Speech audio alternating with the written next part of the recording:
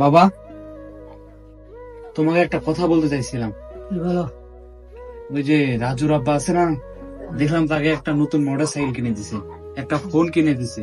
আবার অনেকের আব্বা ওকেও একটা মোটরসাইকেল কিনে দিছে, একটা হলো কিনে দিছে, ফোন কিনে দিছে। তো তুমি আমার একটা মোটরসাইকেল কিনে দিবা না? বাবা, আমাদের তো এরকম সামর্থ্য নাই, ইনকাম করতে পারি না। এখন তো হাতের অবস্থা খুব খারাপ। তুমি কিনে দিতে পারবে না, সব পূরণ করতে পারবে না, তাহলে আমাদেরকে জন্ম দিছো কেন? আমাকে কেন জন্ম দিছো? খিলাইতে পারবে না, জন্ম দিছে। কিছু চাইলে আমার সামর্থ্য নেই, এটা করলে আমাদের সামর্থ্য নেই।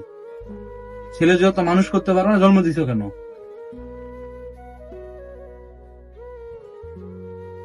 তুমি কি আমাকে ওই যে ওই বাকি ছেলেদের মতো পাইছো?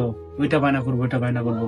তুমি যে আমাকে এত বড়, এতদিন মানুষ করছো, এত কষ্ট করে আমাকে মানুষ করছো, এতদিন যা চাইছি, যে না দিতে পারলো, একটা আশ্বাস দিছো, একটা বিশ্বাস দিছো, এটা কতজনে দেয়?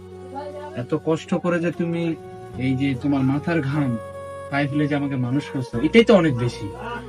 তোমাকে কিছু করতে হবে না, আমার একটা চাকরি হয়ে গেছে, এখন আমি ইনকাম করব, তুমি খাবা।